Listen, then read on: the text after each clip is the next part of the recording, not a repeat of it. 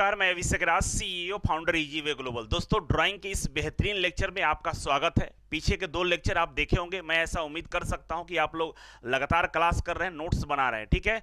और एक बात का ध्यान रखें, जब भी पढ़ाई करने बैठे बिल्कुल रिलैक्स होकर आराम आराम से पढ़ें, ठीक है ना। टेंशन लेकर पढ़ाई ना करें। टेंशन लेकर पढ़ने से वैसे आपका कुछ बेनिफिट नहीं होने वाला है। हाँ, नुकसान जरूर हो जाएगा, आप कुछ नहीं कर पाएंगे, सक्सेस नहीं हो पाएंगे लाइफ में। इसीलिए टेंशन को छोड़ दीजिए, क्योंकि दुनिया में जितने भी लोग आपको नजर आते हैं ना, सब टेंशन आपको देने के लिए ही पैदा हुए हैं। इसीलिए लोगों का टेंशन लेना शुरू कीजिएगा, तो फिर आप बर्बाद होना शुरू हो जाएगा आपका। इसलिए बर्बादी से बचना चाहते हैं, सफल होना चाहते हैं, तो टेंशन लेना छोड़ दीजिए।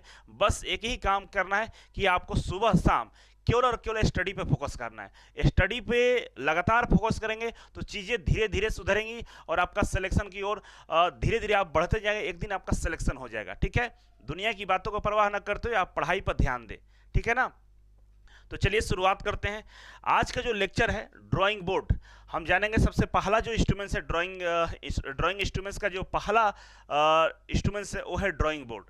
ड्राइंग बोर्ड कुछ इस तरह से दिखता है, आपको फिगर में दिख रहा होगा। ये ड्राइंग बोर्ड है, ठीक है ना। ये ऊपर वाला पार्ट है ड्राइंग बोर्ड का, ये ऊपर वाला पार्ट है, और ये पीछे वाला पार्ट है, ये पीछे वाला पार्ट है, ठीक है। ये ऊपर वाला और उसके ये पीछे वाला पार्ट से, तो इसके बारे में हम अध्ययन करेंगे।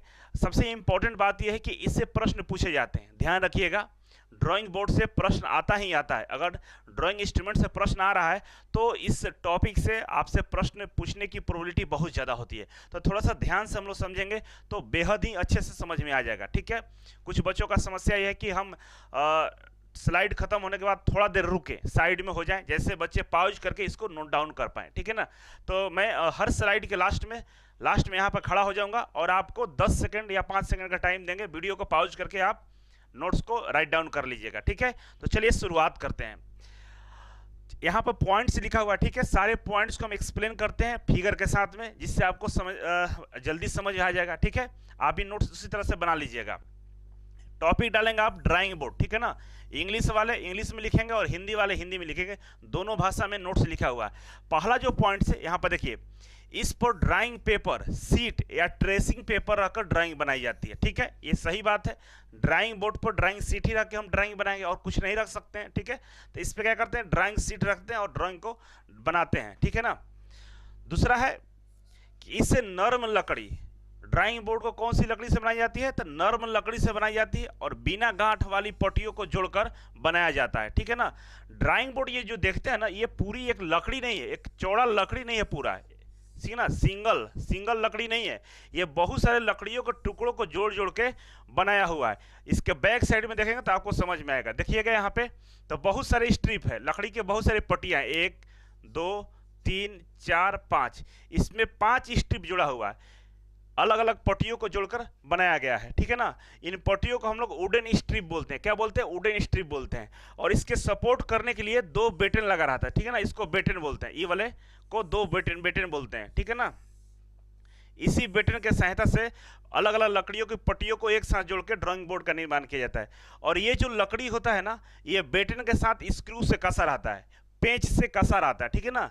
इसमें देखिए बहुत सारे पेंच आपको दिख रहे होंगे। तो इन पट्टियों को इस बेटन पे पेंच से कस दिया जाता है। तो नेक्स्ट लाइन पर क्या लिखा हुआ है, नेक्स्ट लाइन देखेंगे कि इसके नीचे, इसके पट्टियों के नीचे 2 बेटन को पेंचों की सहायता से लगाया जाता है, ठीक है ना। 2 बेटन है, 1 और 2 बेटन को पेंचों की सहायता से लगाया जाता है, जो पट्टियों को सपोर्ट करता है, ठीक है। नेक्स्ट पॉइंट है हमारा, ये बेटन बोर्ड को मुड़ने से बचाता है, ठीक है ना। क्या होगा कि वातावरण के कारण कभी क्या होता है, गर्मी आती है, कभी ठंडा होता है, और ये गर्मी ठंडा में सिकुड़ता है, फैलता है। गर्मी में क्या होगा, गर्मी में चीज़ें फैल जाती है और ठंड में सिकुड़ जाती है। तो इसमें एरर आ जाएगा, ठीक है ना। एरर से बचने के लिए ये क्या कहता है, जो बेटन होता है ये सपोर्ट करता है, ये ना फैलने देता है ना सिकुड़ने देता है। कोई भी मौसम हो, इसमें जो इसका लेंथ होगा, जो इसका डायमेंशन होगा, कम नहीं होगा, ठीक है ना। हमेशा मेंटेन करके रखता है कौन, ये बेटन, ठीक है ना। फैलने या सिकुड़ने नहीं देता है। तो वहीं लिखा हुआ है, ठीक है। नेक्स्ट हम स्लाइड पर चलेंगे, इससे पहले आप इसे राइट डाउन कर लीजिए, ठीक है। 5 सेकंड हम साइड में होंगे, इसे वीडियो को पॉज करके इसको राइट डाउन कर लीजिएगा। अब बेहतरीन नोट्स बनाइएगा, क्योंकि समय है अभी इस एग्जाम में, ठीक है। नोट्स अच्छा बना रहेगा, प्रैक्टिस सेट अच्छा लगेगा, क्वेश्चन अच्छा लगेगा, ठीक है। आगे बढ़ते हैं। अगला पॉइंट है, इसी ड्राइंग बोर्ड का ही पॉइंट है, देखेंगे आप यहाँ पे इसके एक सिरे मतलब एज पे कठोर लकड़ी की पट्टी लगाई जाती है, ठीक है ना। इसमें क्या होता है कि बहुत सारे पट्टियों को मिलाकर ड्राइंग बोर्ड का निर्माण होता है ना, बहुत सारे पट्टियों को जोड़कर हम ड्राइंग बोर्ड बनाते हैं। लेकिन क्या होता है कि एक तरफ टी स्क्वायर लगाना होता है, ड्राफ्टर लगाना होता है, तो बहुत सारी चीज़ें लगानी होती है। तो एक तरफ हम क्या करते हैं कि वर्किंग एज डिसाइड करते हैं कि ये हमारा वर्किंग एज रहा, ठीक है ना, जहाँ पे हमारा बहुत सारे इंस्ट्रूमेंट्स के सहायता से हम ड्राइंग बनाएंगे। तो इस तरफ का होता है कि एक जो स्ट्रिप होता है इस एक कठोर लकड़ी का बना दिया जाता है, ठीक है ना। बाकी के जो चार है वो नरम लकड़ी के हैं, बाकी के चार क्या है, नरम लकड़ी के हैं, लेकिन किनारे वाला जो होगा ये कठोर लकड़ी का बना होगा। क्यों? क्योंकि यहाँ पे टी स्क्वायर स्लाइड करेगा, यहाँ पे ड्राफ्टर स्लाइड कराएंगे, यहाँ पे बहुत सारे इंस्ट्रूमेंट्स होगा जो यहाँ से टकराएगा, तो इसका नुकसान ना पहुंचे, ये टूटे फूटे नहीं, इसीलिए यहाँ पे कठोर लकड़ी लगा दिया जाता है। तो लास्ट वाला पे कठोर लकड़ी से इसका एज को बनाया जाता है, ठीक है ना, इस एज को बनाया जाता है। इसी एज को जो किनारे वाला होता है ना, जो किनारे वाला होता है ये वाला, इसको या तो हम वर्किंग एज बोलते हैं या एबोनी एज बोलते हैं, याद रखिएगा, ठीक है ना। जो किनारे वाला कठोर एज होता है ना, कठोर लकड़ी जो पट्टी होती है, उसको हम बोलते हैं एबोनी एज या वर्किंग एज, ठीक है ना। क्या बोलते हैं? एबोनी एज या वर्किंग एज। तो पूछा है एग्जाम में, क्वेश्चन आता है यहाँ से, पूछता है कि ड्राइंग बोर्ड के जहाँ पे हम लोग टी स्क्वायर को लगाते हैं उस एज को क्या नाम है, उस एज को क्या कहते हैं। एग्जाम में से सवाल पूछता है, ये सवाल आता भी है कि ड्राइंग बोर्ड के जिस तरफ हम काम करते हैं उस साइड वाले सतह को क्या बोलते हैं। तो उस साइड वाले सतह को एबोनी एज बोलते हैं या वर्किंग एज बोलते हैं। आप लोग ध्यान रखेंगे इस बात का, ठीक है। अब नेक्स्ट है, यहाँ पर देखेंगे, नेक्स्ट लिखा हुआ है कि वर्किंग एज वाले सिरे को काम करते समय बाएं रखा जाता है। ये भी सवाल पूछता है कि वर्किंग एज, जो वर्किंग एज होता है तो इसे किस तरफ रखा जाता है, इससे बाएं तरफ रखा जाता है, ठीक है ना। हमेशा वर्किंग एज वाले सिरे को बाएं तरफ रखा जाता है, क्योंकि बाएं तरफ टी स्लॉट लगाएंगे ना, टी स्लॉट आपको मैं थोड़ा सा दिखाने का प्रयास करूंगा। यहाँ पे देखिए, जो टी स्क्वायर होता है इस तरह का होता है, टी स्क्वायर इस तरह का होता है। तो क्या करिए, तो इससे टी स्क्वायर से हॉरिजॉन्टल लाइन खींच जाती है, आगे हम लोग पढ़ेंगे। तो उसको क्या करते हैं, टेबल के बाएं साइड वाले हिस्से में लगा देते हैं जिधर वर्किंग एज है, ठीक है। और यहाँ पे हम लोग पेंसिल से हम लोग क्या करते हैं, पैरेलल लाइन खींच लेते हैं। तो इसीलिए टी स्क्वायर का प्रयोग किया जाता है, और उस टी स्क्वायर को प्रयोग किस तरफ किया जाता है, बाएं साइड किया जाता है, ठीक है ना। तो वर्किंग एज हमेशा किधर होता है, हमारे हाथ से बाएं साइड होता है, याद रखिएगा। अब क्या होता है, कभी कभी ठंड वगैरह की वजह से, ठंड या गर्मी की वजह से इसमें कुछ एरर आ जाते हैं, कुछ इसमें कमियां आ जाती है, उसको हम लोग जांच करते हैं। तो ड्राइंग बनाने से पहले हमेशा ड्राइंग बोर्ड की जांच करनी चाहिए कि ड्राइंग बोर्ड सही है नहीं है। हो सकता है सिकुड़ा होगा, फैला होगा, या इसका एज खराब हो गया होगा, तो जो ड्राइंग बनाएंगे उसमें एमएम का फर्क आ जाएगा, जिससे प्रोडक्ट आपका खराब हो सकता है। इसीलिए ड्राइंग स्टार्ट करने से पहले ड्राइंग बोर्ड की जाँच करनी चाहिए। और जाँच करने के लिए हम लोग क्या करते हैं, स्ट्रेट एज का प्रयोग करते हैं या टी स्क्वायर का प्रयोग करते हैं। क्या करते हैं, स्ट्रेट एज या टी स्क्वायर का प्रयोग करके हम लोग चेक करते हैं कि हमारा ड्राइंग बोर्ड सही या नहीं है। उसके लिए क्या करते हैं, टी स्क्वायर को इसके इस तरह से हम लगा देते हैं। टी स्क्वायर को देखिए इस तरह से लगाएंगे, ये बोर्ड है ना, तो ये बाएं साइड हो गया, इधर लगा देते हैं और ऐसे लगाकर चेक करते हैं कि इधर से रोशनी क्रॉस कर रहा है नहीं, इसके नीचे से। अगर नीचे से रोशनी नहीं पार कर रहा है, अंधेरा दिख रहा है, तो मतलब इसका जो सतह है बिल्कुल सही है। और स्ट्रेट एज भी उसी तरह का होता है, उसको भी इस पर रख के हम लोग नीचे से देखते हैं, ऊपर या नीचे से चेक करेंगे कि क्या इसके इस तरफ से या इस तरफ से रोशनी पार कर रही है, क्या आपको रोशनी दिख रहा है, नहीं दिख रहा है, तो ये जो सतह है बिल्कुल सही है, इसमें कोई दिक्कत नहीं है, ठीक है, समझ गए। तो इस तरह से ड्राइंग बोर्ड के जो सतह होता है उसका जांच करने के लिए हम लोग क्या करते हैं, टी स्क्वायर या स्ट्रेट एज का प्रयोग करते हैं। तो एग्जाम में सवाल पूछता है, डायरेक्ट पूछेगा कि ड्राइंग बोर्ड के इरर या सतह को जांचने के लिए हम किसका प्रयोग करते हैं। तो दो चीजें, स्ट्रेट एज और टी स्क्वायर, ठीक है ना। इसका प्रयोग करके हम इसके सतह को जांच करते हैं, इसका सतह सही है या गलत है। इससे आप राइट डाउन कर लेंगे, ठीक है। आई होप कि आप समझ पा रहे होंगे, इससे सारे चीजों को ध्यानपूर्वक नोट्स अच्छे से बनाना है, ठीक है।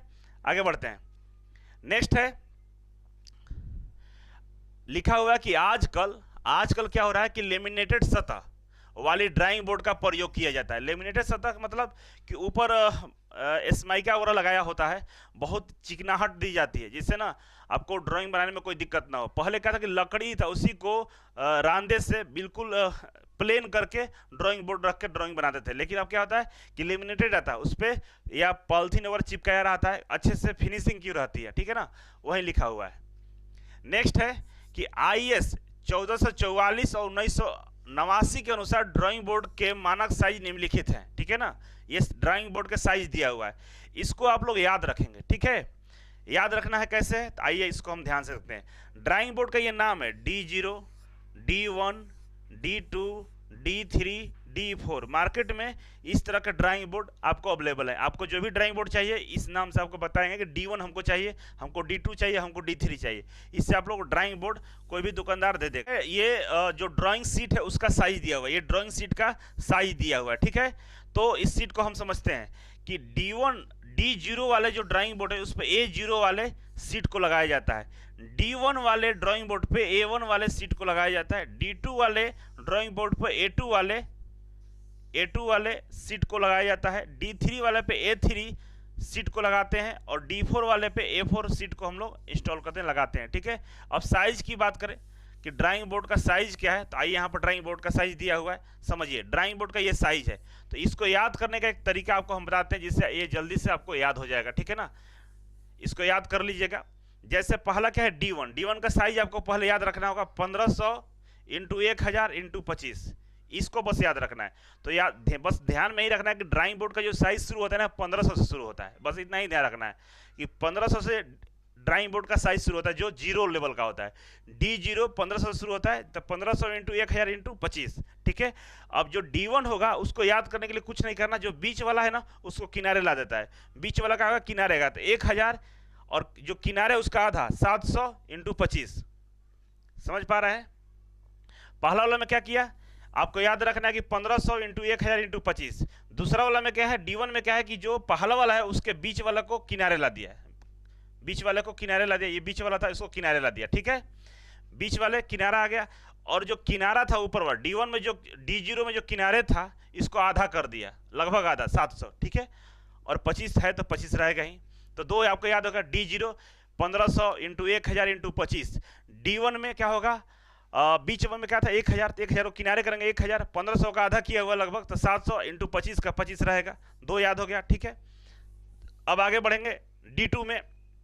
D2 में सेम वही कहानी है, जो बीच में 700 है उसको किनारे लाइए, 700 किनारे आ गया और किनारे वाला का आधा कर दीजिए 500, और ऊपर से अब 15 का स्लॉट चलेगा, ठीक है ना। 2 में 25 चलता है और बाकी में 15 चलता है, तो 15 हो गया।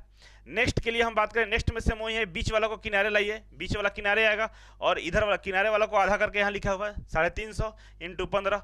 फिर क्या होगा बीच वाले को किनारे लाइए 350 और किनारे वाले को आधा कीजिए 250 इंटू 15। तो इस तरह से आप याद कर सकते हैं, इसको नॉमिनल चीज़ें याद हो जाएगा, ठीक है ना। 1500 से शुरू कीजिएगा, 1500 इंटू 1000 इंटू 25, फिर क्या होगा 1000 को किनारे लाइए 1000 इंटू 700 इंटू 25, ठीक है। फिर क्या होगा 700 बाहर आएगा, 700 इंटू 1000 का आधा क्या होगा 500 इंटू 15। अब क्या होगा 700 का आधा 500 को बाहर निकले 500 350 इंटू 15, फिर 350 बाहर होगा 350 इंटू 250 इंटू 15। इस तरह से आप याद कर लीजिएगा टेबल को। अब नाम ये वाला जरूरत नहीं है, ये ज़्यादा कुछ नहीं पूछता है, लेकिन कभी कभी पूछेगा तो आपको याद के लिए जरूरी है। पहला जो D1 साइज होता है, D1 साइज जो ड्राइंग बोर्ड का होता है उसको बोलते हैं एंटी कोरियम, ठीक है ना, एंटी कोरियन। D1 वाले को क्या बोलते हैं डबल एलिफेंट, ठीक है ना। D2 वाले को क्या बोलते हैं इंपेरियल, और D3 वाले को हाफ इंपेरियल, और D4 वाले को क्वार्टर्स इंपेरियल, ठीक है ना। सब में इंपेरियल ही है, एक ऊपर वाला केवल है एंटी कोरियन, ठीक है ना। तो याद रखिएगा इसको, इसका नाम ड्राइंग बोर्ड का नाम क्या है, D0 का नाम क्या है, D0 ड्राइंग बोर्ड का नाम क्या है यहाँ पर लिखा हुआ देखिए एंटी कोरियन, और D1 का डबल एलिफेंट, D2 का इंपेरियल, D3 का हाफ इंपेरियल और D4 का क्वार्टर्स इंपेरियल। तो इस तरह से ड्राइंग बोर्ड के साइज को आपको याद रखना है, और ड्राइंग बोर्ड के साइज हमेशा एग्जाम में पूछता है, इसलिए आप इसे राइट डाउन कर लीजिए, ठीक है। हम इधर आ जाते हैं, इसको राइट डाउन करके आप नोट्स कर लीजिएगा आप लोग, ठीक है। आगे बढ़ते हैं, तो आगे मेरे अगला स्लाइड जो मेरे सामने है वो है टी स्क्वायर। अब टी स्क्वायर के बारे में हम लोग पढ़ेंगे, ठीक है ना। क्या है टी स्क्वायर, टी स्क्वायर क्या होता है, ड्राइंग बोर्ड पे ड्राइंग बनाने के लिए सबसे इंपॉर्टेंट ये आपका यूजफुल इक्विपमेंट्स है, इसके बारे में हम लोग समझते हैं, ठीक है। चलिए स्टार्ट करते हैं। पहला इसमें पॉइंट्स है कि इसे कठोर लकड़ी हार्ड वुड से बनाया जाता है, ठीक है ना। इसे कैसे बनाया जाता है? कठोर लकड़ी से बनाया जाता है, हार्ड वुड से बनाया जाता है। नेक्स्ट है इसके छोटी पट्टी को हेड या स्टॉक कहते हैं। देखिए ये टी स्क्वायर है, ध्यान से देख लीजिए, इसको समझ लीजिए, ये क्या है? टी स्क्वायर है। अब टी स्क्वायर में ये जो छोटा वाला भाग, दो भाग होता है, एक ये वाला छोटा भाग होता है, ठीक है, और ये बड़ा सा भाग होता है। दो भाग में टी स्क्वायर बना रहता है। तो जो छोटा वाला भाग होता है इसको क्या बोलते हैं?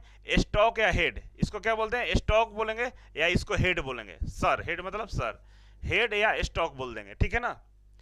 और इसके जो बड़ा वाला होता है इसको ब्लेड बोलते हैं, ठीक है ना। इसको क्या बोलते हैं? ब्लेड बोलते हैं। और बड़ा वाला भाग ही वर्किंग काम करता है। ये क्या करता है? छोटा वाला रुका रहता है, इसमें इसका कोई काम ज्यादा नहीं है। कौन काम करता है? बड़ा वाला है। और बड़ा वाला को एक साइड वाला भाग को वर्किंग एज बोलते हैं, ठीक है ना। जिधर से हम लाइन खींचते हैं, टी स्क्वायर लगाकर जिधर से हम लाइन खींचते हैं उस वाले भाग को क्या बोलते हैं हम लोग?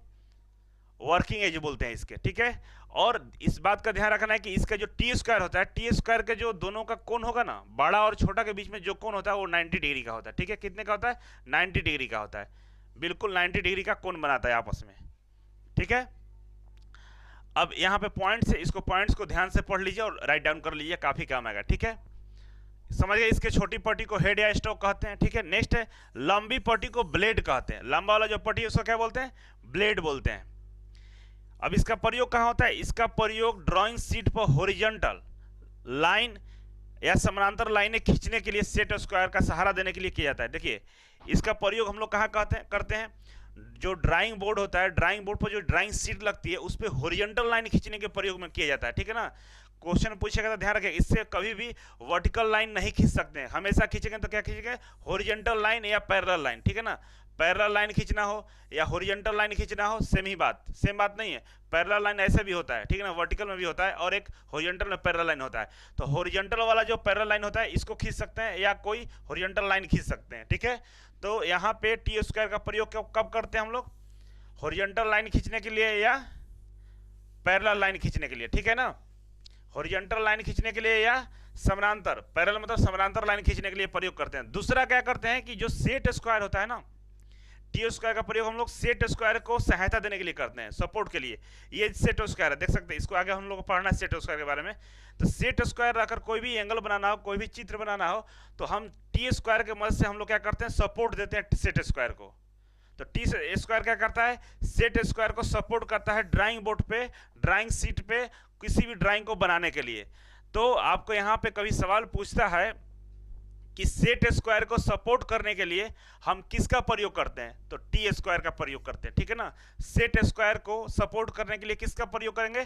तो टी स्क्वायर का प्रयोग करेंगे सेट स्क्वायर को सपोर्ट करने के लिए, ठीक है। इसको राइट डाउन कीजिए। समझ में तो आ ही रहा होगा, कोई दिक्कत नहीं होगा मेरे ख्याल से।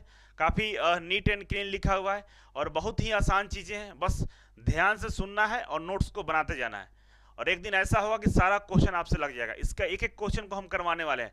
जो चैप्टर वाइज टेस्ट है उसमें बहुत सारे क्वेश्चंस आएंगे, जिसको 1 बाय 1 करके हम यहाँ पे बताएंगे और आपको समझाएंगे।